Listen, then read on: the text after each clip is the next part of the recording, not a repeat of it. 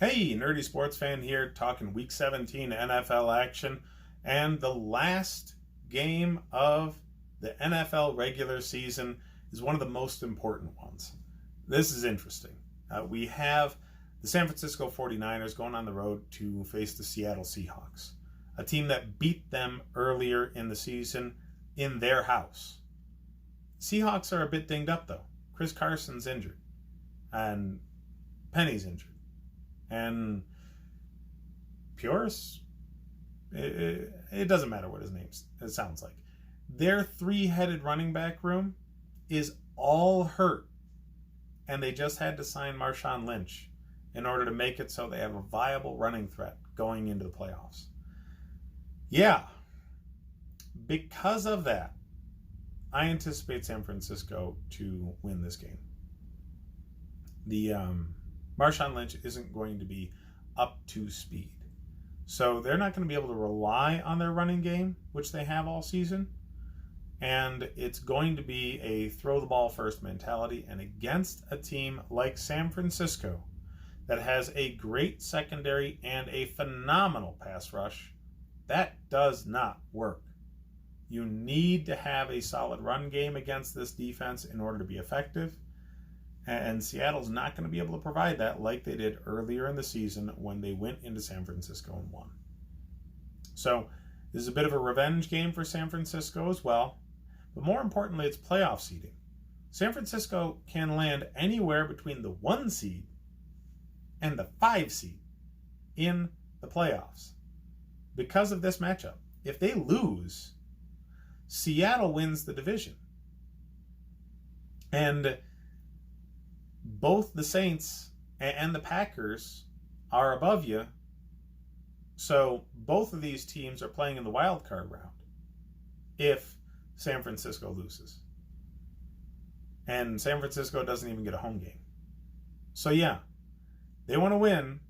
They want to get into a 1 or a 2 seed, depending on how things shake out in the other games. So they can get home field in at least a game, and they can get a week off at the beginning of the playoffs. So, big game for San Francisco. Big game for Seattle. I just don't see Seattle as being armed for this type of matchup, at least this week. Marshawn Lynch is going to need time with the team to get back into football shape. So, this week is more of a tune-up game for him. Russell Wilson's absolutely phenomenal. But I don't think he has the quality receiving threats he needs to be a well-known pass-first attack against this defense. It's just not going to hash out that way. Russell Wilson's an MVP caliber quarterback most seasons, but he needs help from his receiving core in order to go against this defense, knowing that he's going to throw the ball all the time and win. So I have San Francisco winning. They are 3-point favorites. I'd still bet them. I think they win by more than that pretty easily. Mostly because Seattle's not going to be able to play the game plan that got them to this point. And they're going to have to try things out. Change things up.